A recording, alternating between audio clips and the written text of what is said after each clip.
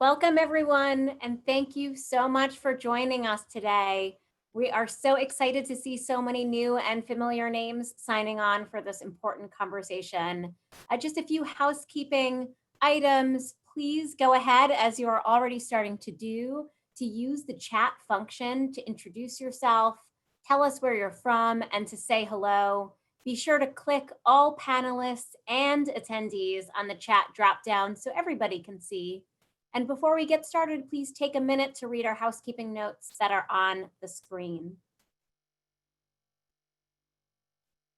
This feels like a particularly important time for us to be having this conversation about staying in the fight for racial justice. So I'm so happy you're all here.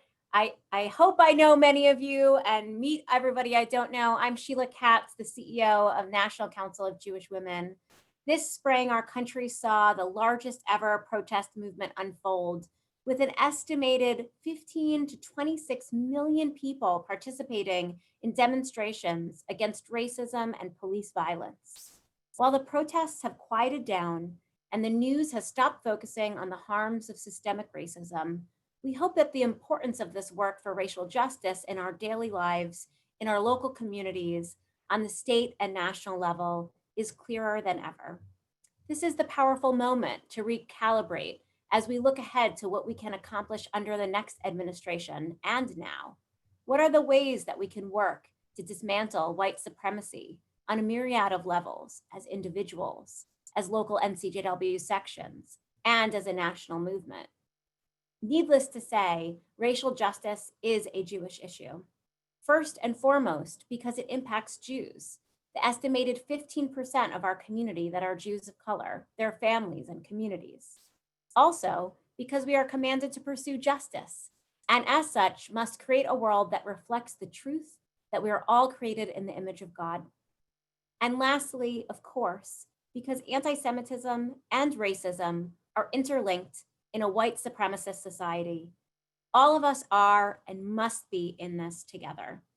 To help us think towards a vision of what might be possible in our work, it is my distinct pleasure to get to introduce two dear friends of NCJW's, Eric Ward and Yavila McCoy. A nationally recognized expert on the relationship between authoritarian movements, hate violence, and preserving inclusive democracy, Eric Ward brings over 30 years of leadership in community organizing and philanthropy to his roles as Western State Center's executive director and senior fellow with the Southern Poverty Law Center and Race Forward. Since Eric took the helm in 2017, Western State Center has become a national hub for innovative responses to white nationalism, anti-Semitism, and structural inequality towards a world where everyone can live, love, work, and worship free from bigotry and fear. In his 30 plus years as a civil rights career, Eric has worked with community groups, governments, and business leaders, human rights advocates, and philanthropy as an organizer, director, program officer, consultant, and board member. And we are so happy he's here with us today. Yavila McCoy is the CEO of the diversity consulting group Dimensions, Inc. Through Dimensions, Yavila Services serves as an international portfolio of clients in the areas of education, philanthropy, and social justice. As an anti-racism activist with an international platform, Yavila provides training and consulting to numerous social justice projects that span multiple identities and communities, and has been a core part of many large-scale national movement teams, bringing a uniquely intersectional perspective to the ongoing work of racial justice and collective liberation. Yavila is a pioneer of the Jewish diversity and equity movement and is an advocate and mentor for the empowerment of a trans-global community of Jews of color. And most importantly, maybe, or one of the most important things is Yavila was our scholar in residence at an NCJW gathering a few years ago. And so many of you should recognize her. So with that, I wanna welcome Eric and Yavila today to learn from their expertise on the intersections of anti-Semitism, anti-racist work, and movement building. This work is challenging, and I hope everyone on this call will lean into any discomfort as we push ourselves to become better advocates and allies for racial justice. So let's just get started. First, welcome Eric, welcome Yavila. Before we dive in, I'd love to start off talking a little bit about your backgrounds. How did you initially get involved in racial equity work and combating anti Semitism? How do you approach your work and why? It's such a pleasure to be here, and um, I'm excited to be here with Yavila. And I will quickly just say, so I started this work. I should just say, I came up into this work because it was my life, right, and the life of my family. I grew up in predominantly a working poor, working class Black family in Los Angeles. I came of age in an era of school desegregation, which meant for 3 years being bombarded daily with racial abuse and threats of racial violence and racial attacks, right, as a 13, 14, and 15-year-old, simply just trying to go back and forth to school every day. And these weren't kids doing it, it was adults.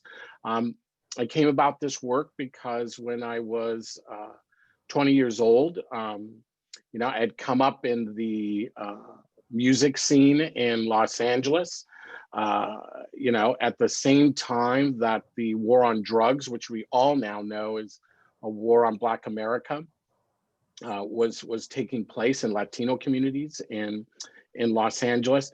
And I moved to Eugene, Oregon, where I experienced what the economic cost of racism was as I was looking for a job. So this work was kind of, this is what it meant to try to make a better life for my family, for my community, and my country. At the end of the day, I started this work because while I was in the punk scene, that scene began to be invaded by individuals who were calling themselves first white power punks and then neo-Nazi skinheads. And it was a violent assault on the punk music community. And we had a choice. And it was a choice about whether we gave up this community we had put so much energy in to build, or whether we stood and fought for it. And I am come out of a family of fighters, and we don't run. And so I worked with others to try to push that bigotry out of the community. And that meant ultimately understanding two things that were critically important for me. The first was that these groups didn't bring racism or anti-Semitism or homophobia or anti-immigrant xenophobia or any other forms of bigotry, sexism to our communities. They simply exploited what already existed. And so ultimately, my work is about understanding, right, that the way we deal with overt forms of bigotry is by addressing the more subtle subconscious biases that give fuel to it. And the second is that we build vibrant and intimate communities, right, relationships that go beyond gender identity and religion. Because when we come together, we are able to both preserve and protect the best self-interest of our society, which is for everyone to live, love, and work and worship free from bigotry and fear.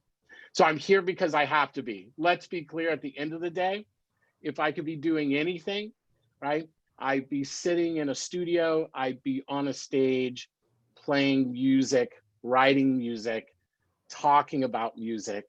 But the history of racism has denied that to me. That's why I'm here. Thank you, Eric. Yeah, lots and lots of overlap there. Yeah, I do this work, I think, because I need to be free in my body every single day.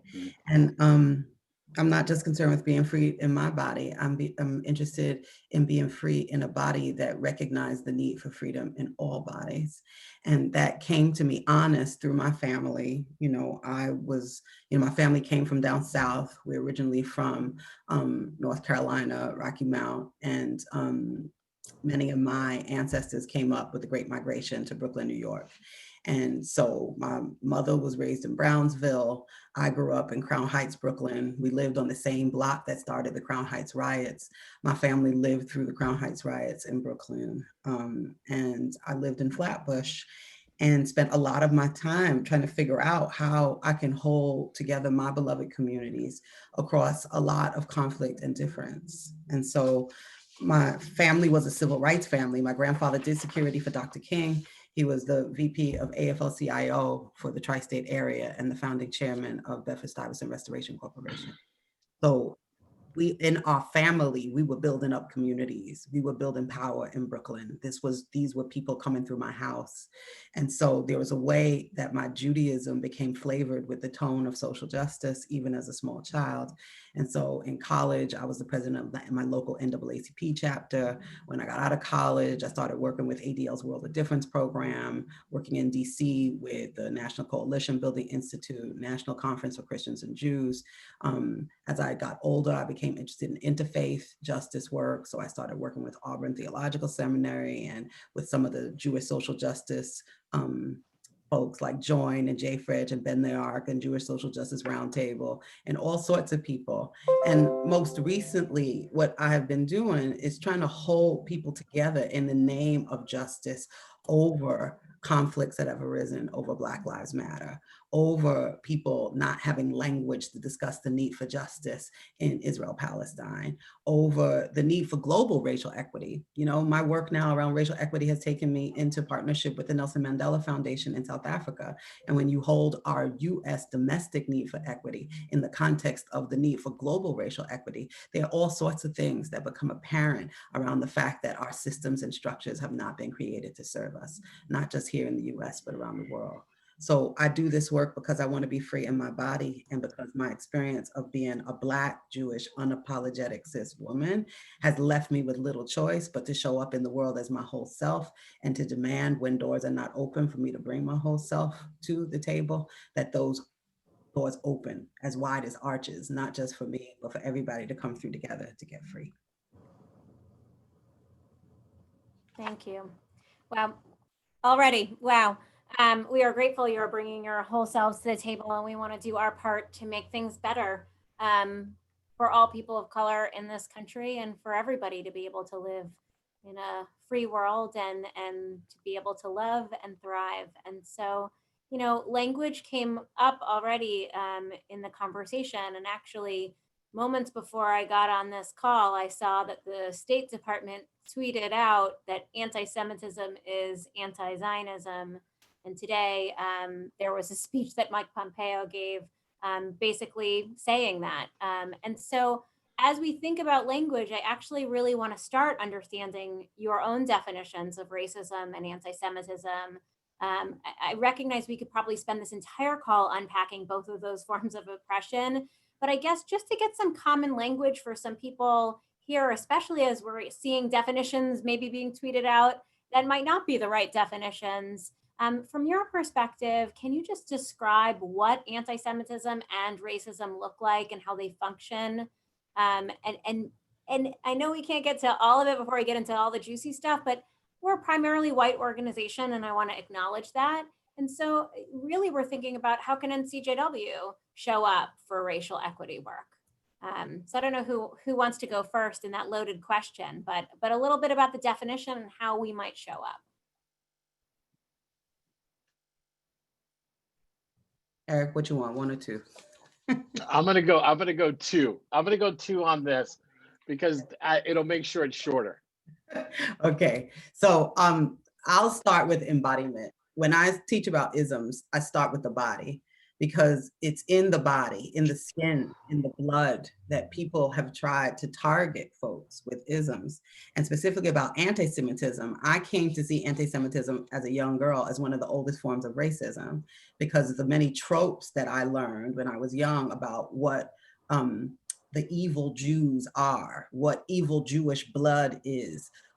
This group of monolithic people that are part of some evil cabal that secretly hoards power and seeks to control the world, that these people were my people. And so there was a way in which in my body as a Jewish woman, I felt the need to understand, what does it mean that folks will target Jewish bodies around assumptions that are not true, propaganda, lies that people put out in society to essentially, the way I came to understand it, maintain control. People who want to maintain control of their society deal with issues of fear, of losing their own dignity, of losing power in society, have often used anti-Semitism to be able to target Jews and to be able to sell a propaganda that pushes forward divisiveness, that helps people who are oppressed not to see each other as allies. And so in my body, I have always needed for anti-Semitism to be dismantled in order for me to be free. There's a way that when I think about anti-Semitism in these days, I'm concerned about anti-Semitism as a form of weaponization. There's a way in which anti-Semitism is weaponized to cause division among my people, among Blacks and Jews, and how even during this election, we saw that within the many battles that we've been waging for the House and the Senate, and even in Georgia, where we lifted up the beautiful power of Stacey Abrams around the work that she's been doing, as soon as we start to get deeper into our power in our bodies, uprises anti-Semitism as the reason for us to divide and separate from one another and have different interests. So anti-Semitism historically is something that I look at as a weapon. It's something presently that I'm careful and that I'm listening for, because I see it as a tool of division. And anti-Semitism is a part of the wide fabric of isms that in my body I need to see go in order for me and mine to get free. When I talk about racism, I find a very interesting overlap between racism and anti-Semitism, is that I was just the other day, doing a session on, how we're in this Reconstruction era and how we got to look closely at the lessons we learned from the Civil Rights Movement in order to understand where we are right now. And I was looking at the story of James Reeve and what happened with James Reeve and many of you know the Edmund Pettus Bridge and the whole story of what happened there. There was a minister who was killed who was from Boston, where I live.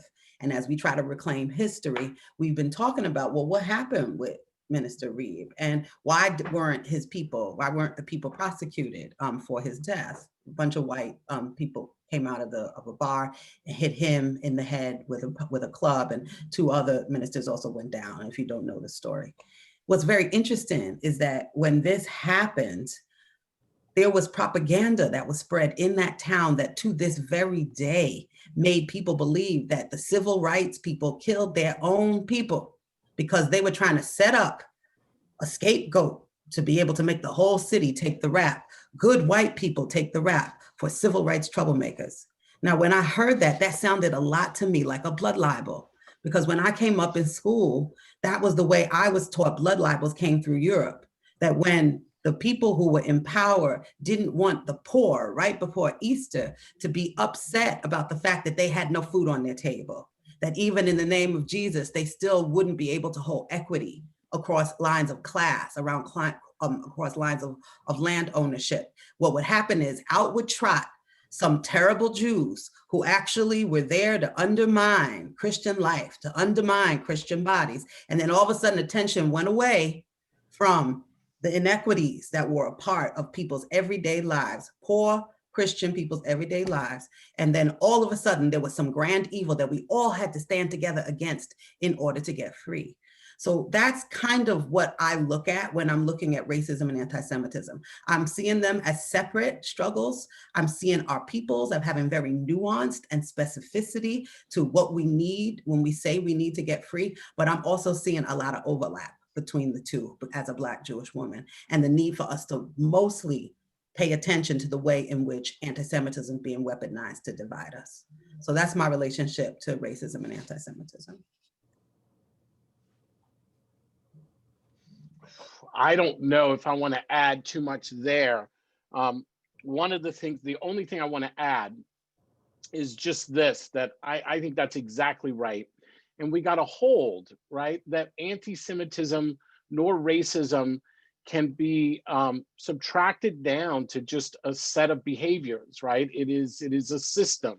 It is a system of unconscious and conscious behaviors. And what we need to understand is that those systems, right, serve purposes. And we don't spend enough, we spend a lot of time talking about who is and who isn't the racist, or who is or who isn't the anti-Semite. We spend less time talking about what is the anti-Semitism, what is the racism, and what is its purpose, right? What is its purpose in our society?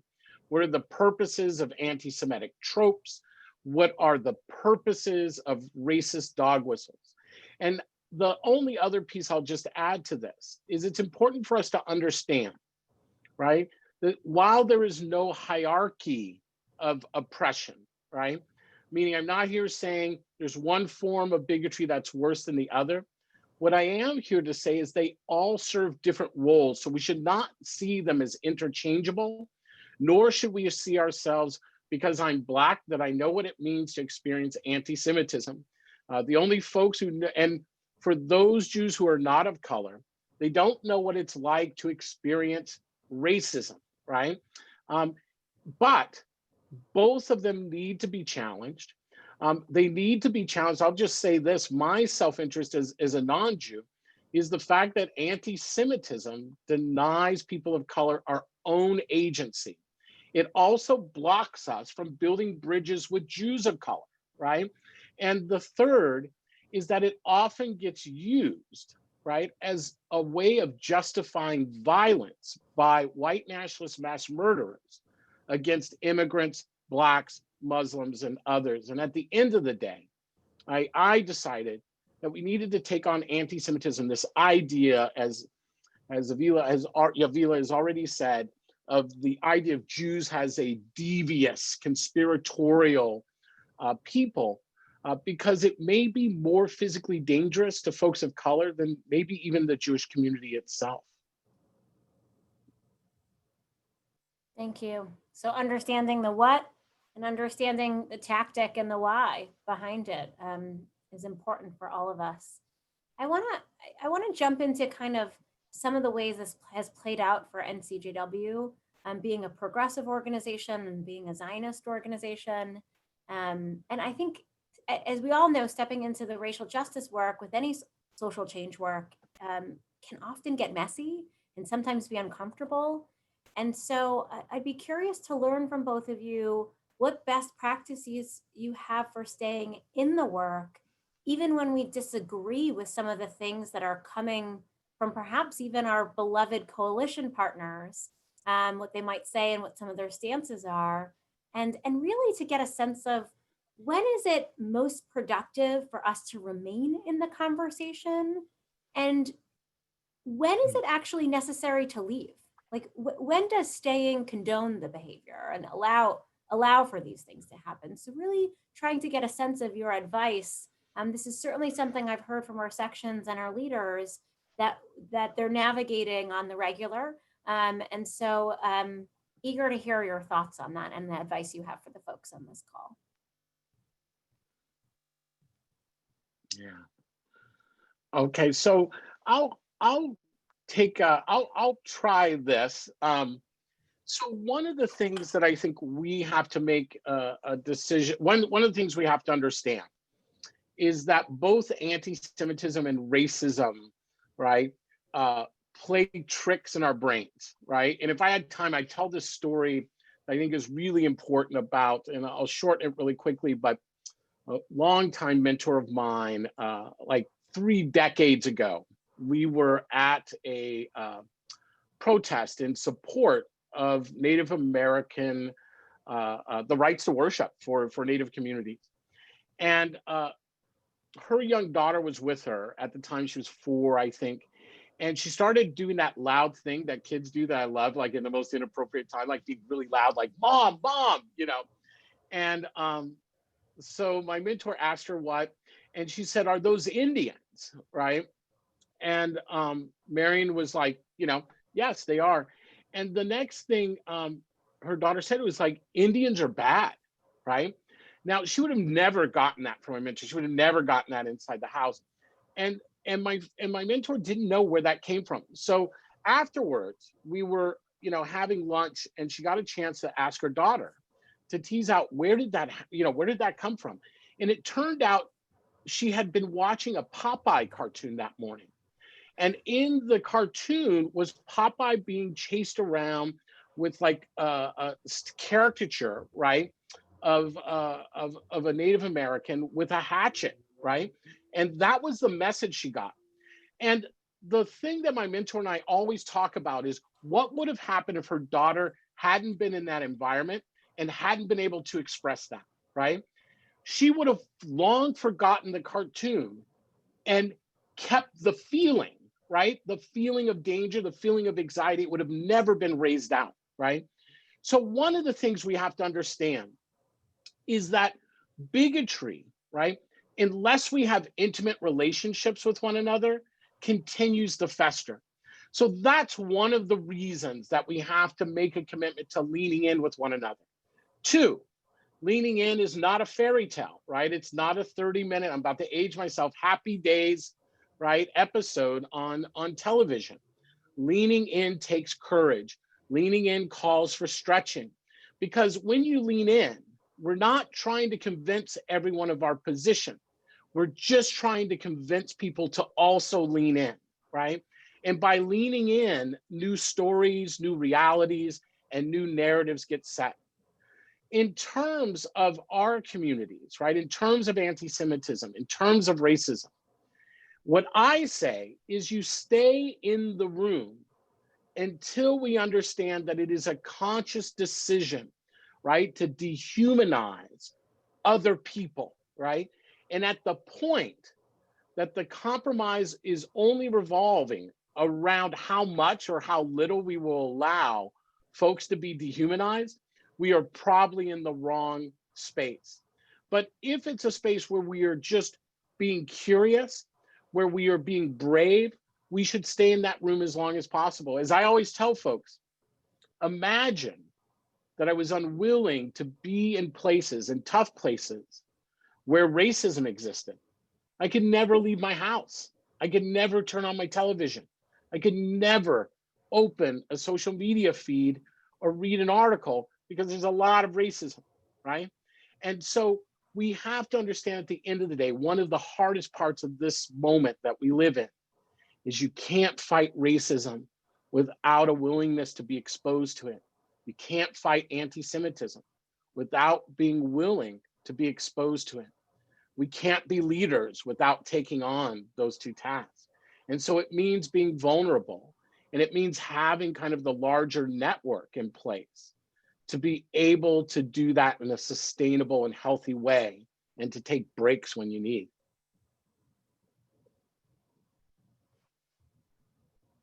Yeah, +1 to all of that. And I don't know, I've been trying to be in practice about this because I think it's wrong to be sophist and like give people advice about how to stay in coalitions that sometimes feel unsafe and you feel are a threat to your very existence or to your body. And there's a way in which in this time, given all that we've been through, I'm asking people, as I've been taught in movement spaces, to be fierce on systems and soft on each other, and to recognize that in solidarity, we have nothing to lose but our chains. And when I'm holding that as my practice, then I'm kind of like, I'm not ignoring microaggressions. I'm not like stepping over when people are stepping on me. I'm trying to be in a process that lets me know that I get to be in process, and so do you. And that what we're here to do together doesn't mean that we have to let each other off the hook when our behavior in individual relationships or in relationship to our power and system is causing harm. I'm hoping that people can see violation as a reason to pause, that people can see people being harmed as a reason to reach for a deeper narrative, and then understand that we have to create enough trust and faith in each other in relationship to be able to say the ouches and to be able to say the oops, I'm sorries that need to come out of us as we reach for a better day together. I don't believe in telling people that just because we're in movement space, we have to stop being human and acknowledge the places where we've been hurt. You're in a space. Isms are toxic.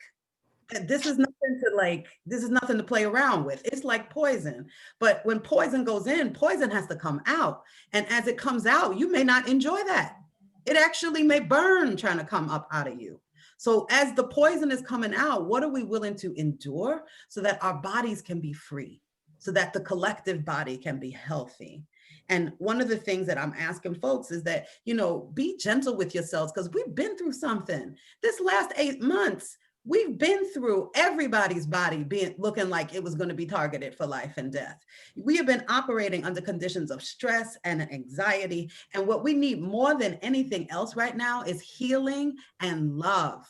Love that can pour down from the sky like rain, not discriminating on anything. Give it going wherever the parched condition is. And so there's a way in which we don't make excuses during COVID. We recognize our deeper humanity during COVID. And notice that if I'm, like somebody said in a workshop I was in the other day, when I went out of my door and there was so much smoke and ash in the air and I couldn't breathe, I held George Floyd in a different way than I knew how to hold him before I was looking at what systems have done, what we've done to the environment, and how that was impacting my body and my ability to breathe. There's a way in which we're working in systems, but we're also working with people, and that we are people moving through systems who are in process.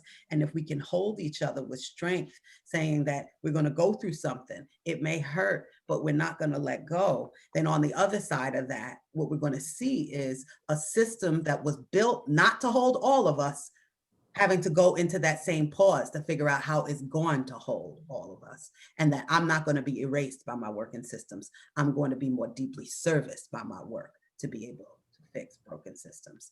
And that's work we all got to do. We got to understand that our eyes on the prize of changing the systems. Our eyes are on the prize around changing our laws, changing our governments, changing our societies. Each other, we need each other in order to do that work. So yeah. Ain't enough people out there for me to be able to let nobody go. We need all of us. We need all of us, and we need to take breaks when we need to take breaks, but no change making has ever been easy. So we have to stay in it. I'm curious, Eric and Yavila, if any examples come to mind that you could think of, whether it be Jewish organizations or others, of times people have stayed in the conversation and it's actually made an impact, or times folks have stepped away and that's made an impact. And if there's any success stories that you can point to that we might be able to learn from.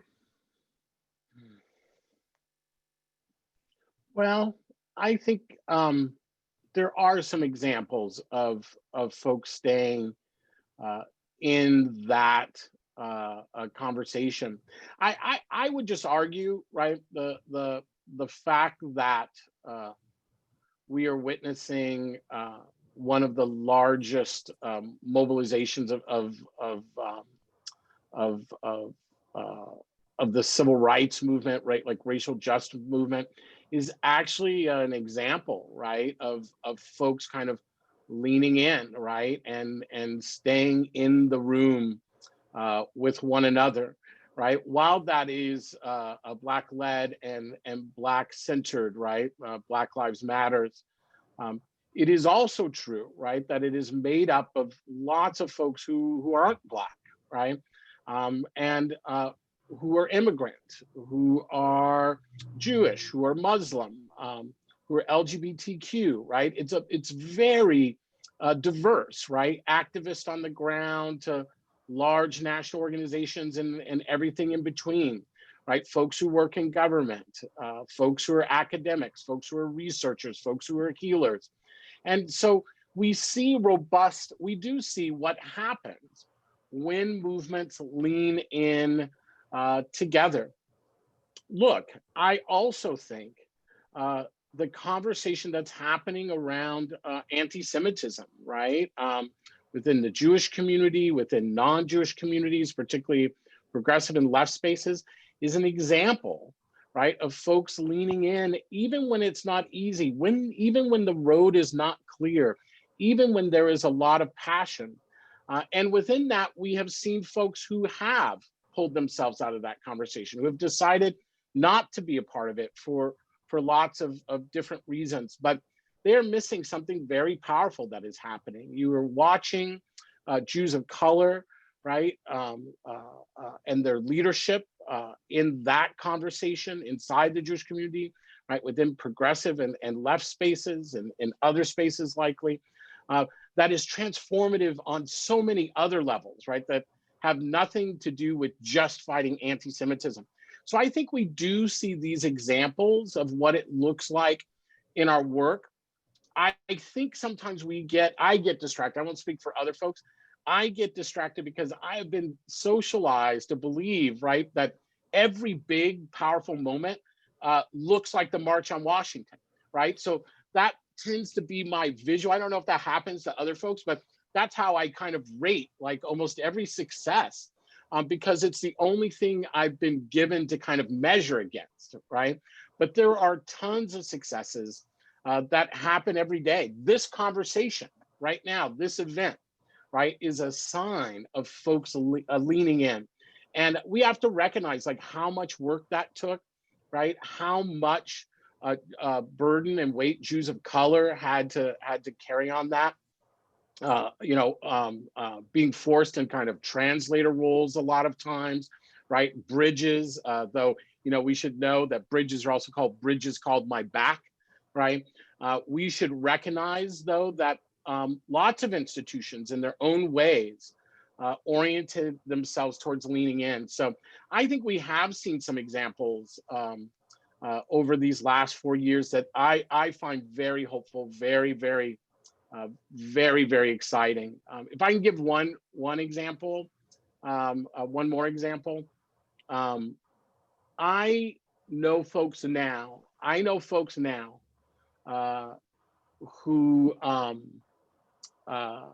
who were former white nationalists, right? And they have renounced white nationalism. They have, sought to also heal their lives and their communities' lives, right? And to me, most of that has happened because of their family, right? And then folks from the other side who have created some kind of doorway for an exit. And to me, for anyone who's ever been steeped into an ideological cult, right, particularly a political cult, leaving is not so easy. And for white nationalists, it's physically dangerous. And watching some of those folks leave, not everyone, right? So I don't want to draw an overbroad picture here, but watching those folks leave, watching those folks go on, right? Not be political leaders, but just take ownership of their life and put responsibility back into their communities is a power of transformation. Watching Black women in this moment is the power of transformation and healing. And being able to have these conversations, which are hard conversations, is also that sign for me. Thank you, Eric. Yavila, did you want to add? So, just going with my heart, when I think about this, like what held me in spaces, like what keeps me in spaces where I don't necessarily feel safe, or where I call it, there's low oxygen, right? For me, for my body and my politic. What makes me stay? And there are two things that come to mind. One is, my family and the civil rights journey that we've been through. And one of the things that often came up in our house was the difference in the civil rights movement. In a lot of Jewish spaces, I hear people talk about Cheney, Schwerner, and Goodman, right? That was an example of coalition and how we all came together and all of that. But that's not how my grandfather told it. What he said is that when they came looking for those slain civil rights workers that were doing voter registration in Mississippi, what they found was that as they were looking for them, they were finding bodies of slain civil rights workers that had been slain over and over and over again, who were in Black and brown bodies, but nobody went looking for them. It was because 2 white Jewish men had been slain that it became a national uproar. And we could see that as a place of resentment, or we could see that as a place of opportunity and hope, which says that because 2 white Jewish men, in their principles and convictions, decided to go down to Mississippi in a world that continued to be white supremacist, it took their white bodies to be able to lift up the Black bodies out of the bayou. That's a very different thing to look at than sitting and being mad about all those bodies that hadn't been found before. There's something powerful in looking at the big picture. And I've heard Valerie Jarrett talk about the same thing in terms of moving forward healthcare in the Obama administration. There were multiple coalitions that had to work together over years to be able to push forward the legislation that came through in that administration. But the key was, what were people willing to not get in order to get something that they needed more? That kind of thinking is antithetical to privilege. If we're treating our movement spaces like shopping for coffee at Starbucks, if I don't like this flavor, then I go pick another one. If I don't like this cup of coffee, I can just go to another Starbucks. They make better coffee down the street. Movement space is not like that. There's only one movement for us to be in if we all want to get free. You can't shop your movement space. You have to come to it humble and understand that there's a way in which sometimes you're going to have to give up something to get something. And that being a single issue people or being a single issue activist is not going to get us to the day we need to be in, where we all get to be free, where we all get to be free. And I wouldn't say that lightly. If you really care that we all get to be free, you're doing work every day to hold that in your mind, in your body, and in your spirit. And so I'm just going to tell you one story that happened to me a couple of weeks ago, which I don't want to be a preacher. You don't want to be, I'm not a preacher. I like preachers, but I'm not one of those. I want to talk about this idea where, in Dimensions, we do screening for our trainings, because one Black woman, 5 Black women can only service but so much of the community at a pace that sustains our sustainability. So we screen, everybody that wants us doesn't mean we want them. It takes a minute for us to figure out that partnership can hold. And so what happened was, I got a call and there was this group, there was supposed to be this group about pluralism on college campuses. So they wanted to have a session with Yavila McCoy on pluralism on college campuses. I get on and I find out that the people I'm talking to are the right-wing conservative Zionists of America. And that they call pluralism the idea of making sure on every campus that we can talk about being right-wing, conservative, and Zionist. Now, that is not my particular politic. That's not how I live, and that's not how I roll in my body on an everyday. But I found myself sitting across from a Zoom room like this, full of 50 people, and having to breathe. Because the first thing that come up in my mind is, why did they ask to want to talk to me? There's enough about me on the internet. What did they want to talk to me for? And then I said, that's your question, Yavila. What did they want to talk to you for? And if you can sit for a minute and breathe, perhaps you can see God before you and the God that calls you into relationship with these other Jewish people who you may not agree with. And then the second thing is, once I'm sitting across from these people who I don't agree with, what does it mean for me to hold and listen from them? What are the hurts that are causing them to be so angry? Because they were angry. They were angry about all the people who are no longer listening to them, all the people who are isolating them, all the people who are telling them that their values no longer mean anything, all the people who won't fight for the Jewish people anymore. And I'm just listening and I'm listening and I'm listening. And you know what it came down to? It came down to a bunch of people that no longer felt that they had community. A bunch of people who no longer felt that they could speak truth in dialogue and discourse and be heard. A bunch of people who, if I asked you, how much did that hurt you last time? Would you be willing to make sure that we create spaces where not only you can be heard, but other people who don't agree with you can be heard too? So none of us have to feel this pain that you're holding with me on this call. That got people to get quiet and notice their own humanity. So all I learned personally from being in that situation is that it was worth it for me. Now, look, how much risk did I take on a Zoom call? But in person, sometimes you're talking to somebody who's leading, not from the North Star of hope and transformation. They're leading from the place of pain and hurt. And if they're leading from that place of pain and hurt, us recovering our humanity together can sometimes transform the nation. And there are many people in the middle of the country, in the deep South, in all the places that are still recovering from a sense of lost dignity, pain, suffering that goes all the way back to the Civil War. And they haven't had any opportunity to give that up. So I don't know if that's my problem to go down and give sessions to every white supremacist that I see. I don't know if I'm signing up for that. But I am holding that there's a lot of unhealed pain and need for truth, reconciliation, and healing in this country, that if we don't take real seriously as our problem in reaching for the great multiracial democracy, we're not going to get all there together. And we're always going to be as divided as we just saw ourselves in this election.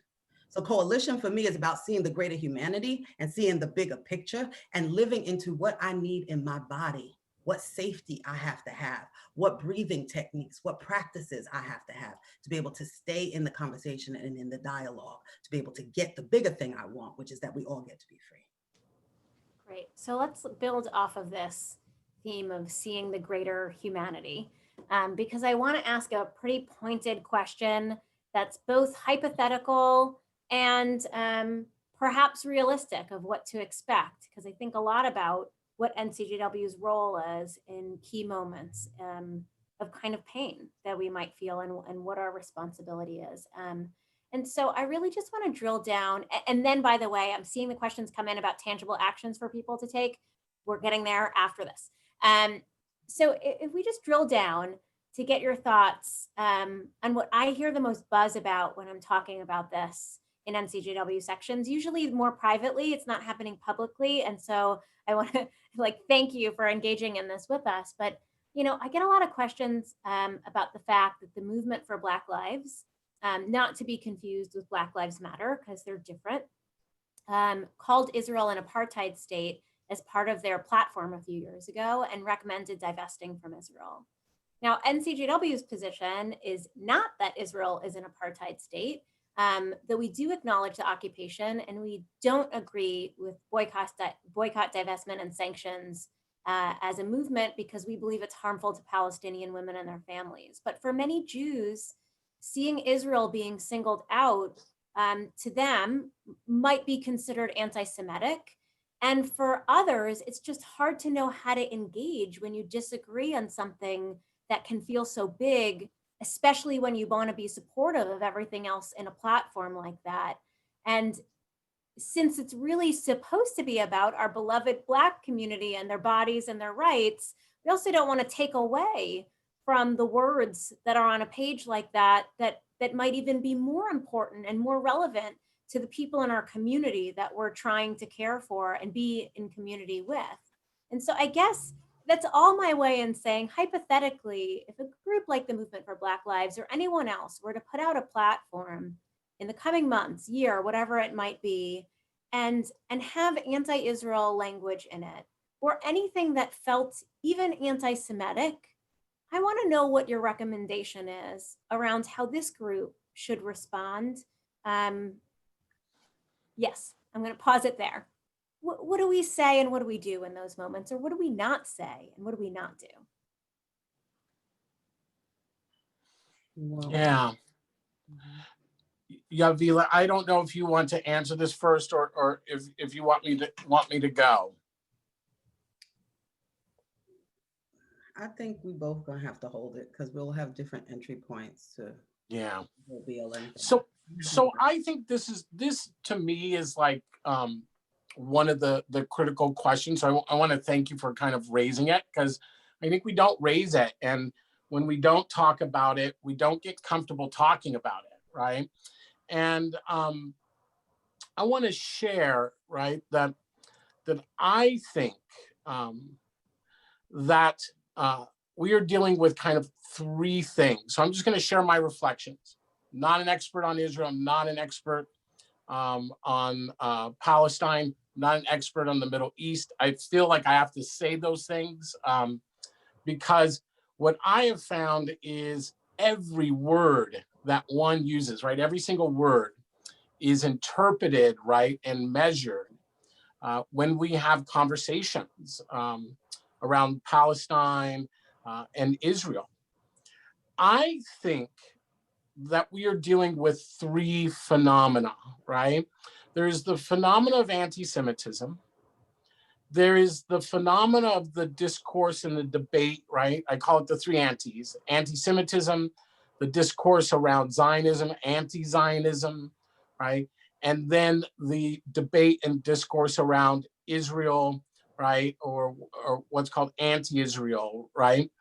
And these three antis are hard for us, right, to kind of parse out and to understand. That's my take. I also think because there is such a lack of understanding around anti-Semitism, right, that it makes it hard even, right, even if I could speak to those moments in my opinion where I think one could critique Zionism or one could critique Israeli government policies, right? If you're not well versed on anti-Semitism, as I start off this conversation, right? Forms of bias are also unconscious, right? And they're primarily expressed in unconscious ways. The odds of not expressing something anti-Semitic, even if it wasn't intent, I think is quite hard. And I'll give a contrast in comparison to that, which isn't an exact parallel, but I think important. And this is anytime anyone outside the Black community wants to talk to me about crime in the Black community, right? Or Black on Black violence, as it's often said to me.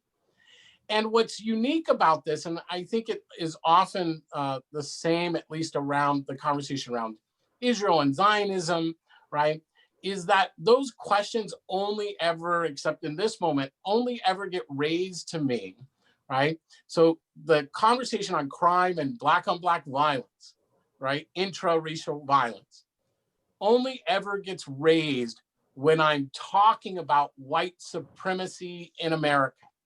And for me, right, the only time the conversation on Israel and Palestine come up is when I'm actually talking about anti-Semitism.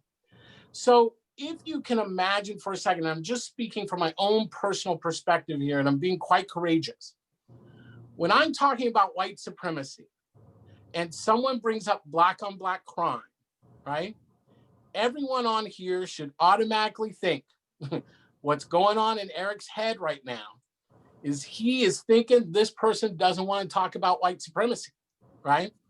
And they are trying to do some kind of weird equalization thing with me, right? Now, with that said, I'm not saying that folks who aren't Black can't talk about, right, crime in the Black community, which, by the way, right, when adjusted for economic status, right, looks just as the same as in white communities and other communities, right? I'm not saying folks can't talk about that. I'm not even saying folks can't ask me questions on that. What I'm saying is the timing of when we have that conversation is important. The second piece that is critically important is that you have done your work, right? Because if you start expressing unconscious racism while we are having that conversation, you cannot expect that my response is going to be well if I'm feeling defensive, right? Even if you're making the best point. The other piece that I want to say about this that I think is critically important, right, is that, right, for myself personally, I'm a human rights advocate, right? And I tend to see the world through a human rights lens. That is what I do. That is just where my values sit. I understand that that's not where it sits for the rest of the world, but it is how I understand the world mostly, right? And understanding through the lens of what other people might be seeing or thinking, I think we don't spend enough time. We make a lot of assumptions. Now, the last thing I will say is there's lots of reasons for those assumptions. As I said, when folks bring up the conversation on Black or interracial violence, right, in the Black community, my defenses go up automatically because usually those conversations have never been broached with me in a way that was seeking solution or seeking support or help. It has mainly been used to shut down a conversation I was already having. I think the way that anti-Semitism has been used in a partisan fashion, primarily, right, primarily to shut down sometimes often conversations around human rights, right, legitimate debates, whether we agree or not, has helped kind of create some of that environment. What I would say is there is nothing wrong, right? That is not a reason not to pick up the issue of anti-Semitism, right? It's not the issue. It's not the reason not to bring up the issue of human rights. What I'm saying is that we have to be both curious, creative, and strong enough to bring the full complexity of the conversation to the table. And that's simply hard to do when there's resistance around understanding how anti-Semitism influences folks. When I hear the word boycott, I just hear the word boycott, right? I was an activist in the anti-apartheid movement, right? I've supported labor actions, right? Those have included boycotts. But I have also come to understand, regardless of what I think of boycotts, right, that when many in the Jewish community, particularly of Ashkenazi descent, hear the word boycott, it denotes a whole nother set of connotations, right, that are grounded in real lived experience and history that can't simply be ignored. So what I think is we just have to be so much more willingness to be complicated and to hold complication and to understand, right, the deep emotions and feelings that are happening within this conversation. So I think that's what makes it difficult. But by all means, right, folks have to point out bigotry when it happens, if it feels appropriate, if it feels like there's a solution here or a calling to account or it needs to be noticed. But in doing that, I will just share wisdom, right, that was given to me by Pearl Hill, former Black Panther out of Portland, Oregon, who told me this when I was 22 years old, and it took me another 20 years to understand it. She said, Eric, I want to tell you, if you go around and you start the conversation by calling someone a racist, I can guarantee you, you may feel self-righteous afterwards, but you will not have gained any ground, right? Mm-hmm. And in the same way, starting these conversations by accusing someone of bigotry, right, rather than focusing on the thing that was said or done, doesn't tend to be productive. And all of us want to be productive. All of us want to move forward together.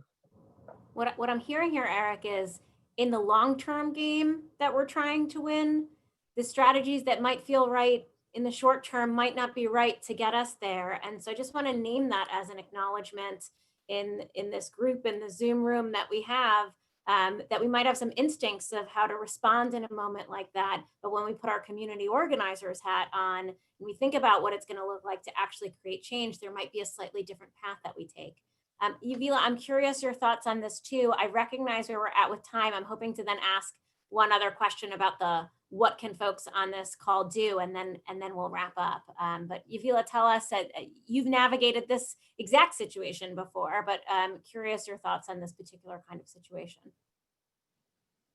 Yeah, this was the situation I found myself in with the Women's March. And there was a way leading up to the Women's March, you know, Eric and I were at the same meeting that was held at Auburn Theological Seminary, where what we were facing was a condition where, you know, this is at the very beginning of BLM, and the BLM platform had just been written. I was at the, you know, the meeting that was in Cleveland, where it was, I think, over 75 different organizations of people of color came together to envision a world without white supremacy, which is what the platform represented, which was a beautiful thing that many of us had never seen in our entire lives. You know, I saw Happy Days in Laverne and Shirley too, so I'm gonna date myself right with you, Eric. But there was a way, there was a way in which, you know, in our lifetimes, we hadn't seen anything that powerful come out of us. And so when we came home, and then the first thing was that the 5 or 6 lines that, you know, were critical of Israel became the conversation instead of that beautiful dream, that beautiful visioning, that deep coalition building that was happening across, you know, BIPOC organizations. I had some sadness about that. And the deeper sadness came when, in our frustration and in our pain, in a lot of Jewish institutional spaces, we tried to organize to use our power to shut down BLM activities. So the meeting that I had that brought together writers of the platform with Jewish institutional community happened because Alicia Garza was trying to do an event at a museum. And the people who were on the board of the museum were trying to shut down a major event that they were trying to have simply because she was who she was, without any interest to what the event was going to hold, without any interest to whether there was a deep need for coalition building in that moment. This is right after Trayvon Martin. We're just starting to look at policing and extrajudicial killings. And all the whole conversation is, can we use our power to protect ourselves? I wanted that conversation to shift. And so it was about bringing people into relationships. And I know people hear me talk about relationships a lot. They think that, oh, well, that's the touchy-feely thing. Tell me what the strategy is to get to the campaign and to the work. I'm telling you, that is the strategy. Because when somebody who was on the far right of that issue sat down with a platform person at that meeting and heard them say, this is a labor of love. This platform that we wrote is about me and my body being free in a way I have never experienced. They had to hold that the need to eradicate anti-Semitism for that conservative person was about the same thing. When two people can hold each other in their humanity, they can also hold each other across our campaigns. They can also hold each other against our disagreement. And until we have enough faith and hope to bring people into a room and into discourse, to pause a minute and hold on to each other's humanity, we're not going to be able to get through, because it's our very pain and trauma itself that's going to rise up beyond the hope of whatever's on the other side of us moving in work together. So I just want to lift up that for the movement for Black Lives statement that we have right now, a lot of people felt like it overreached. A lot of people felt like that it overemphasized what the role of Israel is in the global humanist struggle, okay? There's a global struggle to get free here too, that Israel and all countries are a part of. I would like to see us engage in whatever truth, reconciliation, and repair is necessary to bring Israel into that conversation with integrity. If Israel being in that conversation is only about defense and combativeness, we still have not gotten to the global struggle for equity, the global struggle to be free. And we're not giving ourselves a chance to live into that humanity. My example for that, Sheila, is the Torah itself. When I was in school, you know, I was raised Orthodox. So when I was in school, they told us that the stories of the prophets were unique at that time in the era that this text was written, because most major monarchies erased, including Egypt, erased anything in their history that told the story of the ugly. You look at the story of a nation, of a people, it only tells the places where they succeeded. Our Torah tells the story of the good, the bad, and the ugly. When we fell, when we left, when we served idols, when we wandered away from the path. And my teachers told me that's how you know this thing is true, because we're willing to be in honest conversation and discourse with not just our successes, but with our failings and our challenges as well. If we cannot critique the state of Israel, if we cannot sit and listen in wholeness to the idea that Palestinians who have been oppressed by the Israeli state do have a right in their bodies to petition with others for peace that includes their right to be free. And I'm going there right now because I'm in this place right now in my life where I got to tell the truth. In every human body, there is a need to be free. And as people go to speak about that, it takes courage. If we can't in our humanity hold that, and be in truth and reconciliation about what is the rightness of that, and is there pain that we're holding that is keeping us from being able to see it, we're not on the movement road yet. And so in ways that we use our power to shut down that discourse and conversation, I don't believe that we're living into the deep humanity of what the Jewish people has to offer the world. We have been through too much, and we know too much about the way oppression can hit a people to not be open to discourse that helps all humanity to get free. So I want people to think about that. And I want people to think about not trying to run to strategy over relationship, because the relationships is the work. Well, amen. And let me ask a final question that I know folks are thinking of. So a lot of people that I know and in the world have mastered the art of performative allyship. And a lot of white folks have their Black Lives Matter sign or sweatshirt, watched a few movies, read a book or two. What advice can you give to individuals who want to move from that performative space and deepen their racial equity work? And so that kind of the individual side, and what actions for the NCJW sections who are here? I'm hearing relationship, right? Be in relationship. But what actions specifically for sections to create an equitable and just world for people of color, Jews, and Jews of color? And we'll close with your final thoughts on this. Well, so I'll be quick. Here is what I think in terms of this moment. Look, anti-Semitism is not an afterthought in this moment. I guarantee it, right? That hard-fought democracy, right? Hard-won democracy in America. And let's be clear, democracy was hard won. What little we have, right, exists because people really put their lives on the line for it. And that line is very long. And over the last 4 years, a number of people have been killed, right, in order to defend the idea, right, that human beings have the right to form a society, to govern their own affairs in a way that centers people, is transparent and accountable. We don't need a dictator to do that, right? We don't need a Godhead to tell us how to do that. We don't need a cabal, right? That people themselves can govern their own affairs. That is one of the most radical ideologies, the idea of democracy, right? It's a really radical ideology and concept. And anti-Semitism, right, strikes at the heart of democracy as a practice and an idea.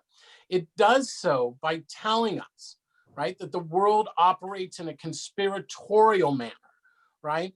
And it scapegoats Jews. Why does it scapegoat Jews? Well, you know, Deborah Lipstadt has said this many times. Look, you don't target folks who have left hands because, you know, or left-handed because that's members in your family. That's folks in your neighborhood. You know, lots of folks who are left-handed.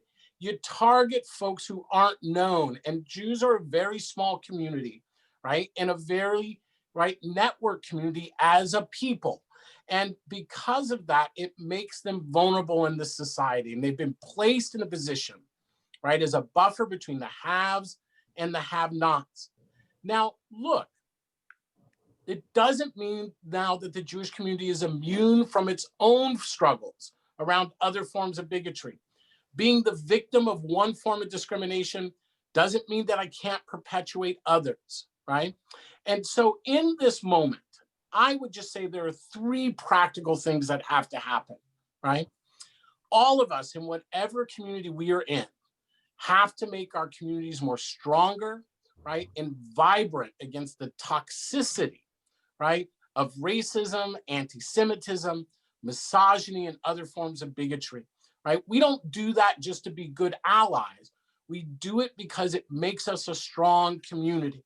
And within the Jewish community, you have the diversity to dive deep into that. The second, right, is we understand that anti-Semitism, while it doesn't look like anti-Black racism, is a serious problem. Look, I will tell you this. The day that anti-Semitism looks and models anti-Black racism, we are in a much more troubled moment. None of us ever wants to see that happen. But it doesn't mean that anti-Semitism doesn't have a terrible effect. So we have to do a better job at opening up the debate on anti-Semitism, not being so quick, right, to define it for other folks, but to enter it with curiosity and to understand most people have not had this discussion. The third, we got to let go of this narrative that we are losing. This narrative that we are losing is a slap in the face, right, to the generations that come before us, right, and the generations that come after us. We are not losing. 2020 looks much better than 1920. And I'll guarantee you this, 2020 looks a lot better than 1820. It doesn't mean we are in a perfect place and we don't have real struggles. It's just acknowledging the arc that we are on. We got to let go of the nihilism. We got to understand that humility and joy don't make us soft and they don't make us weak. Humility, joy, the belief in intimacy takes courage. It takes strength. And it takes belief that what we are doing is right. And all we are doing is believing in one another. We are trusting one another. I said this last week. Intersectionality is merely the promise to recognize the humanity in one another. And we do so by lifting up the most vulnerable in our communities, which are usually, at least in the United States, Black women. That's all intersectionality means. We don't lose ourselves. It means that we bring our whole selves. Those are 3 things that can happen through workshops, right? Through building around campaigns, around police violence, homelessness, COVID-19. Because I have to end with this.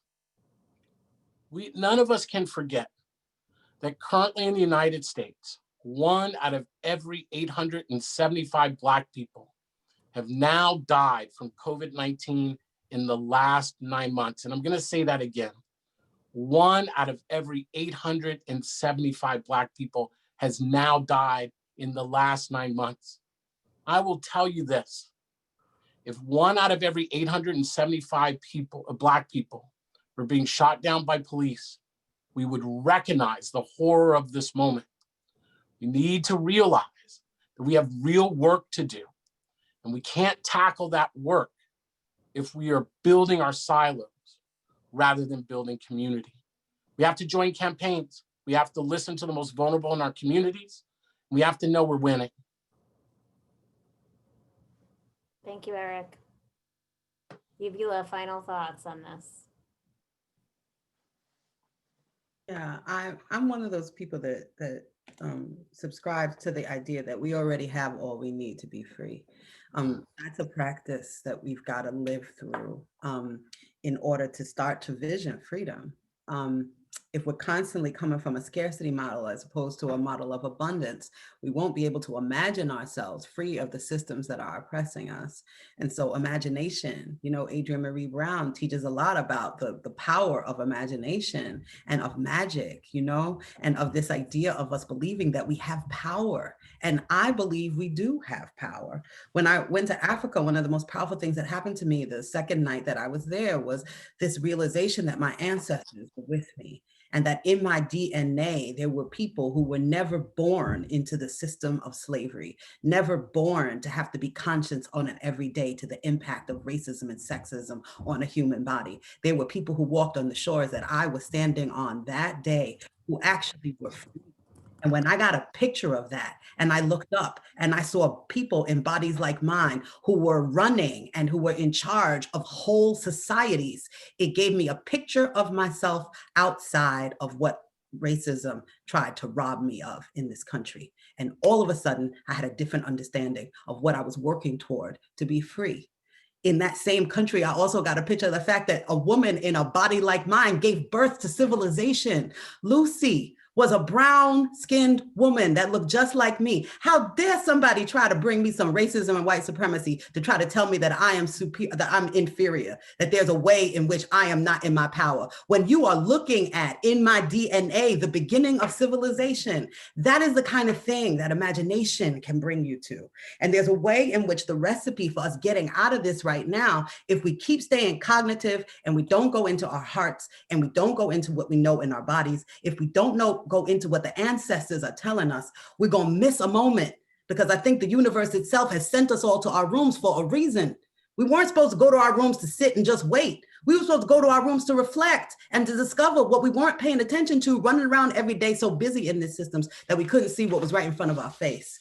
So I'm going to give you some very practical advice. The very practical advice is believe you are powerful. Believe you are so powerful that you can decide where you're going to shop and where you're going to spend your coins. You can decide what you're buying and what you're not buying based on equity. You can decide what causes you are going to get involved in because you are so powerful. You are so powerful that you can decide where you give money in charity and organizations. You can decide that you are a philanthropist and you can start new things that haven't happened before. You are so powerful that just by socializing with other people, you can open people's imagination and help them to imagine a new society just by who you hang out with. You are powerful in your vote. If we were not as powerful as we actually are, why has it been my entire lifetime people trying to steal the vote from people like me if they didn't know already that we were so powerful that when we organized, we could change this country? We are doing it right now, because with the votes that we're counting, you're starting to see that the Black vote is powerful.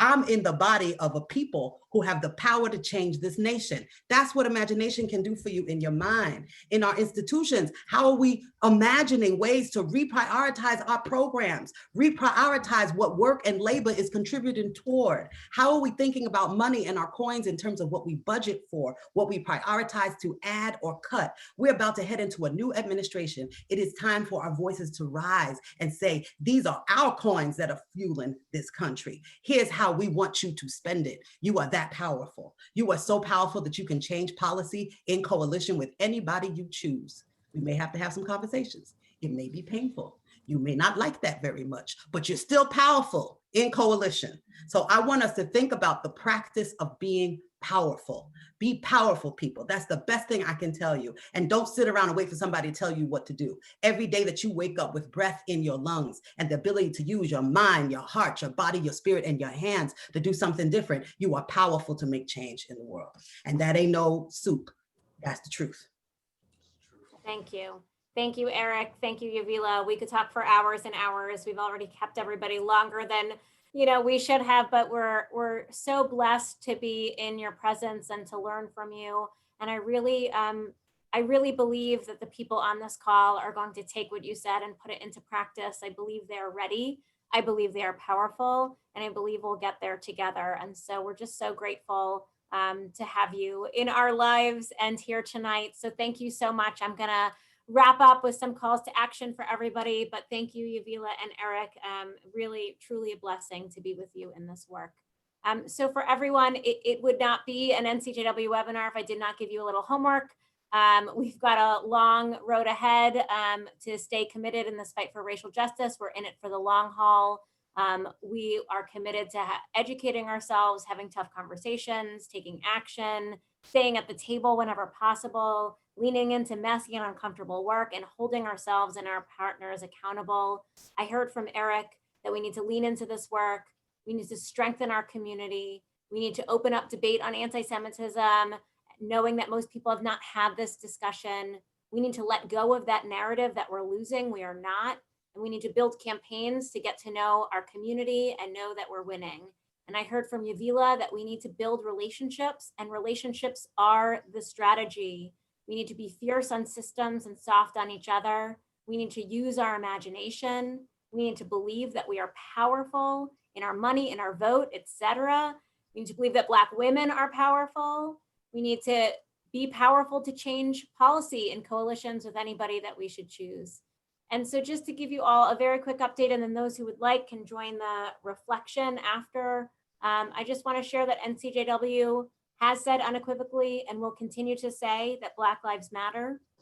By supporting this diverse global movement, we will build the country that fulfills a promise of freedom, unity, and safety for all of us, no exceptions.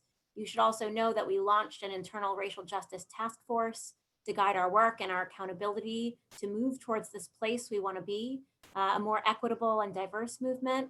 And we also had formed an anti-Semitism task force to create a clear definition of anti-Semitism for the NCJW movement that we'll be sharing with you shortly. We're committed to calling out anti-Semitism and to educating on it.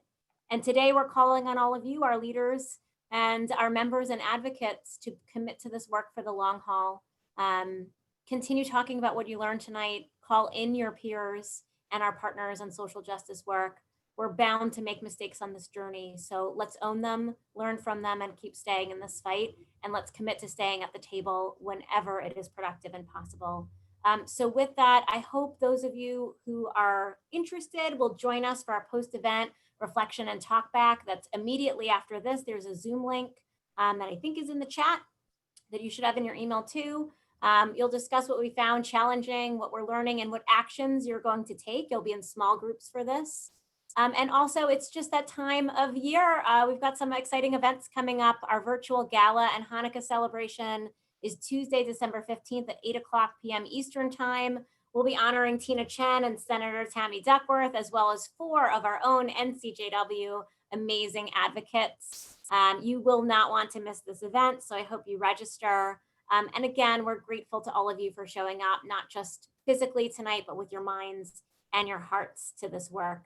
We've got a lot to do to fight racism, and we're each desperately needed and called, I'd even say, to show up in an anti-racist work, to continually affirm through our words, our actions, and our choices for our work for a better world, and that Black Lives Matter. So happy Thanksgiving to anybody who celebrates. Stay safe, be well, and we'll see you soon. Have a good night. Thank you, Yavila and Eric.